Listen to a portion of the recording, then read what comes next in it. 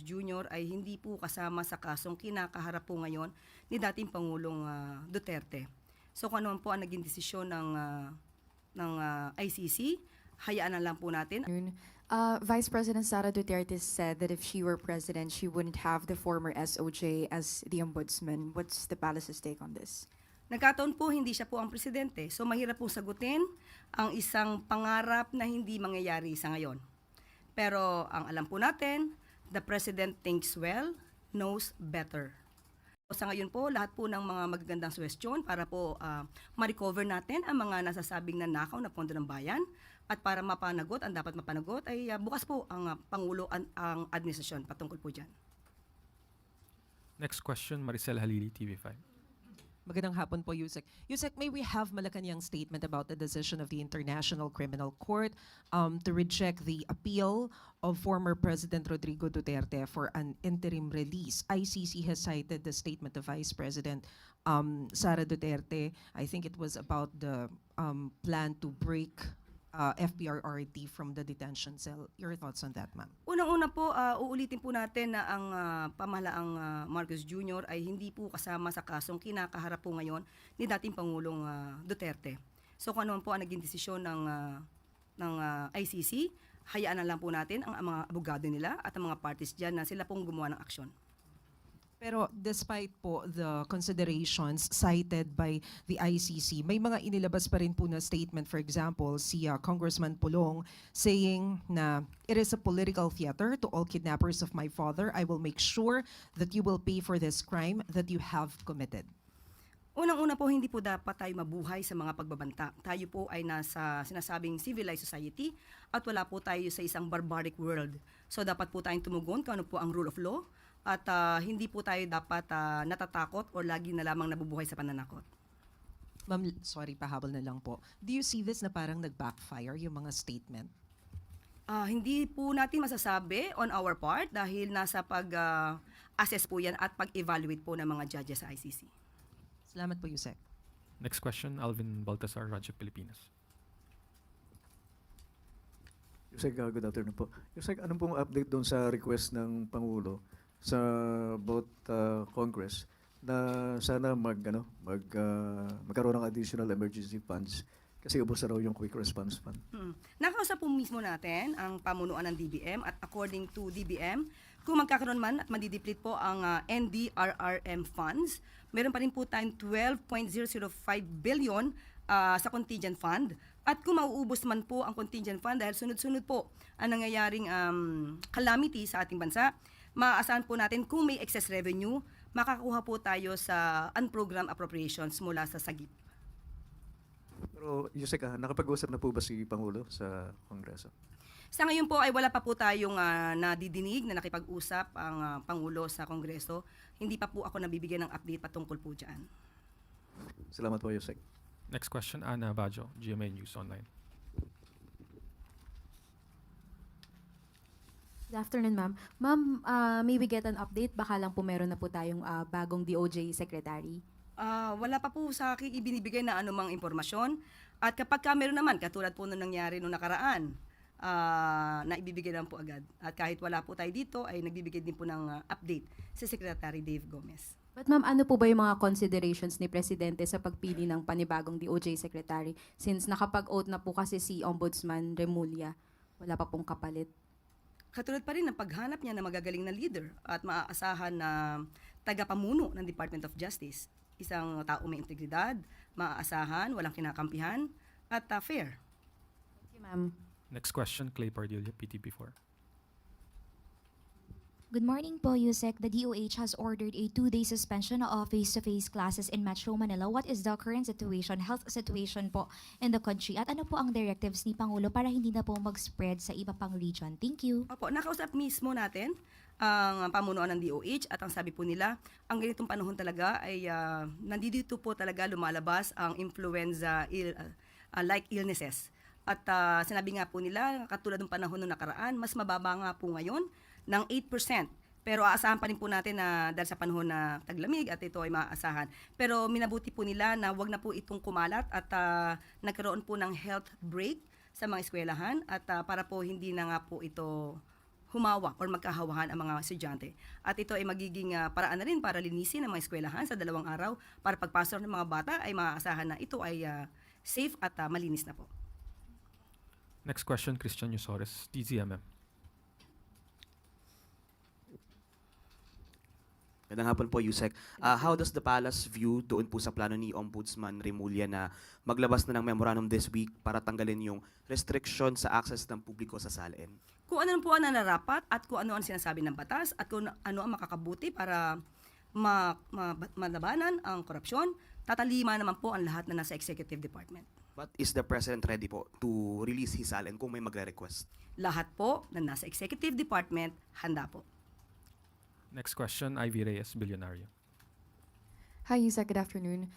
Vice President Sara Duterte said that if she were president, she wouldn't have the former SOJ as the ombudsman. What's the palace's take on this? Nagkataon po, hindi siya po ang presidente. So mahirap pong sagutin ang isang pangarap na hindi mangyayari sa ngayon. Pero ang alam po natin, the president thinks well, knows better. At alam po din natin, ang Pangulo ang nagpaumpisa para po labanan ang korupsyon. At hindi po niya hayaan na matolerate o kampihan o depensahan yung gumagawa ng pagnanakaw ng pondo ng bayan. Next question, Ana Bajo, GMA News Online. Good afternoon, ma'am. Ma'am, did the President already receive the report on the alleged ghost farm to market roads in Davao Occidental? 7 projects daw po ito na nagkakahalaga ng 105 million pesos. Ang sabi po kasi ng DA, nakapagpasa na po sila kay Presidente. Yes, opo. At nagkausap na rin po ang si Secretary Vince at saka si Secretary Kiko at pagtutulungan po nila ito para maimbestigahan, lalo na kung ito'y ghost projects, dapat po ma-actionan agad. So, nagkausap na po sila at pagtutulungan po nila ito. Pero ma'am, si Presidente po ba, meron po siyang naging specific instructions, and if yung ICI po ba, iimbestigahan din itong alleged ghost farm to market roads? Noon pa po nagsabi ang Pangulo, managot ang dapat managot. Sa umpisa pa lang, nang ito ay kanyang sinabi sa SONA, kaya po patuloy pa rin po ang direktiba na dapat na imbestigahan mabuti. Marami dapat na ebidensya na maipakita para po hindi naman masayang kung magsasampa ng kaso. Thank you, ma'am. Next question, Ann Soberano, Bombo Radio. Yusek, good afternoon. Ang mga grupo pong nanguna sa malawakang protesta sa Luneta noong September 21 ay naghahanda din po para sa mas marami pang kilos protesta upang mapanatili po daw yung public pressure at ipanawagan ang pananagutan kaugnay sa flood control controversy. Sa October 17, magrarally po ang grupong kabataan patungong Mendiola. Sa October 21 naman, mga magsasaka po magrarally sa Liwasang Bonifacio sa Maynila. Papayagan po ba ito ng gobyerno, Yusek, lalo at may naitalang kaguluhan noong September 21? Also, reaction lang din po ng palasyo kay Representative Kiko Barzaga sa mga pahayag niya na tila nananawagan ng pag-aaklas. Unang-una po sa dalawang katanungan, masasabi lang po natin, ang Pangulo po ay abala. Nakita niyo po kung paano niyo po tinugunan ang mga pangangailangan ng mga taong nasalanta. At ngayon ay apektado ng lindol at mga baha. At kung ito po ay naaayon naman ang kanilang pagpoprotesta ay naaayon sa batas, hindi naman po yan pipigilan ng Pangulo. Pero sana, mas maging abala rin po ang mga kababayan natin, natugunan din po ang mga pangangailangan na iba natin mga kababayan na nasalanta. At mas mabuti po na magkaisa tayo sa pakikipagtulungan upang umangat ang ating bansa.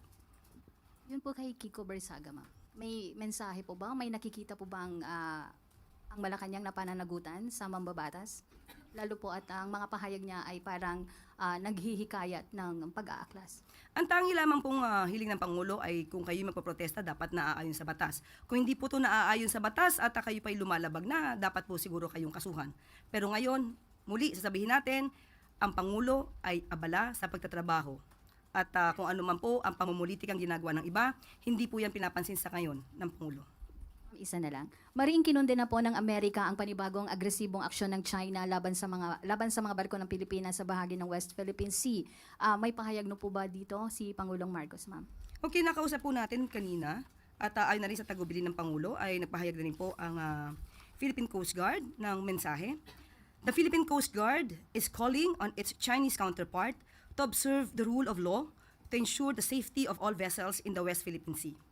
This is our common obligation to the international community of civilized maritime nations. At ang pinaka-official or official message or statement na ni Admiral Gavan, and I quote, "We, Coast Guards, are protectors of laws and rules to keep all users of the seas safe and well, among others. It is the universal reason for our existence. International ramming by a Coast Guard ship of another vessel while on a lawful act of navigation is not only a violation of the 1972 Convention on International Regulations for Preventing Collisions, to which our countries are both signatories, but an epic act of disregard of its supposed reason for existence. It is very concerning because if we, Coast Guards, become violators of the law and pose threats to the safety of life and property at sea, a contradiction of our fundamental duty, then who else will safeguard and protect those who travel at sea? I therefore wish to enjoin my counterpart to seriously look into the said action of his sailors. We have inherent universal commitment to the international community of civilized maritime nations to keep, lest we forget we are Coast Guards." End of quote. Pero si Presidente po ba, ma'am, may mensahe po ba? Yun na rin po, dahil nga po ay binigyan niya ng direktiba ang Pangulo, binigyan ng direktiba ng Pangulo ang Coast Guard, Philippine Coast Guard. Okay, thank you, ma'am. Next question from Christian Bascones, PRTP. Yusek, may ilang mga netizens at social media personalities na kung may question, no, dito sa Benteng Bigas, meron na program in Davao Region, yung pagbebenta ng 20 pesos per kilo na bigas galing sa Agriculture Department to those affected by the earthquake, including in Cebu. They're asking why government rice is being sold instead of distributing it for free to those in urgent need. For instance, social media influencer Regal Oliva quoted, "At first it sounded noble, a dream realized, a gesture of compassion, but I couldn't help but ask, is this mercy or marketing? How does the palace respond to this criticism? And what is the rationale between selling rather than giving the rice to disaster-affected families?" Yan po kasi ang problema kapag hindi po inaalam kung ano mga mandato ng bawat ahensya. Unang-una po, alam po natin na mayroon po mga ahensya nagbibigay po talaga ng ayuda. Napakita po natin at naibalita natin kung ano-anong ginagawa ng ibang ahensya tulad ng DPWH, DSWD, pati na po ang DSUD para sa pagtulong sa ating mga kababayan. Ang mandato po ng NFA ay magbenta. Hindi po sila pwedeng mamigay. Bawal po yan sa batas. So, ngayon po, pinalawig po ng NFA at ng DA ang mga mabibiyayaan ng 20 pesos na bigas kada kilo for all po ito sa lahat na naapektuhan po ng kalamidad. So, linawin po natin sa mga nagbibigay dyan ng kanya-kanyang opinyon, nilalabas sa kanilang mga content bilang content, sa kanilang mga YouTube channel, Facebook, TikTok, whatever. Ang NFA ay hindi po ito pwedeng magbigay ng bigas. Ang mandato po nila ay magbenta ng murang bigas. Ulitin natin, NFA, hindi po sila allowed magpamigay ng bigas, kundi magbenta ng murang bigas. In connection to that, Yusek, we all know that this is not the right time po para mamulitika, no? Pero sa kasagsagan ng pinagdadaanan ng mga biktima ng lindol. But how confident is the palace about President's safety during his visit to Davao to personally assess the situation of the earthquake victims, given the reported threats from the Dutertes and their supporters who have publicly questioned his courage to set foot in Davao? Ang Davao po, ang mga Davaoenos po, mababait na mga kababayan natin yan. Alam po natin na sila ay may puso at alam po nila ang mga taong tunay na tumutulong sa kanila. Hindi po matatakot ang Pangulo na siya ay pumunta sa Davao dahil ang mga Davao ay kababayan natin at sila po ngayon ay nangangailangan ng tulong. So wag gawing pamumulitika ito para takutin ang presidente para pumunta ng Davao. Hindi po matatakot ang ating presidente pumunta sa anumang rehiyon ng bansa natin dahil siya po ang presidente at siya po ay tutulong sa lahat na nangangailangan ng mga kababayan natin. Thank you. Last question, Evelyn Quiros, Filipino Mirror. Good afternoon, Yusek. Nakarating na po ba sa kaalaman ng Pangulo yung alleged overprice po ng pagbili ng mga body cams ng Philippine Ports Authority? At ano po ang kanya naging specific instructions dito? Opo, inalam din po natin yan at nalaman din po ng Pangulo yan. At kinausap po natin mismo si GM Santiago ng PPA at nagbigay po siya sa atin ng kanyang mensahe. At ito po, malamang ito po yung nasabi niya na rin at akin pong babasahin. Ito pong procurement na ito, dumaan po ito sa regular na proseso at gaya ng ibang procurement ng PPA, hindi po tayo nagbabayad ng advance payment. The unit cost the unit cost cannot be computed by dividing the contract price by the mere number of camera alone.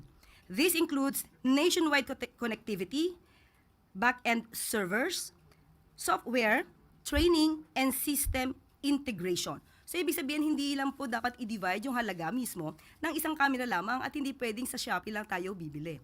At ito naman po ay nakaabot na rin po, nakaabot na rin po kay DOTR Secretary Lopez. At meron na po siyang pinadala na memorandum, naka-address po mismo kay GM Santiago at siya po ay pinapag-explain at pati po yung mga COA reports ay pinapahanda na rin at lahat ng dokumento pati po ang pag-uutos na magkaroon ng investigasyon pati po sa audit. So asahan po natin sa susunod na mga araw ay makikita po natin kung ano po ang sagot ni PPA GM Lopez patungkol po dito. Thank you po, Yusek. That is the last question, Yusek. Thank you. Salamat. Bilang bahagi ng maayos at transparent disposal of goods, nakalikom ng higit sa 106 million pesos ang Bureau of Customs sa pamumuno ni Commissioner Ariel Nepomuceno mula sa pina-auction na kumpiskado at inabandonang kargamento na naiwan sa mga port mula July hanggang September 2025. Ito'y alinsunod sa direktiba ni Pangulong Ferdinand R. Marcos Jr. na palakasin ang fiscal stability ng ahensya sa pamamagitan ng pagpapahusay ng mga proseso sa BOC. Tinitiyak na ahensya na nananatiling maayos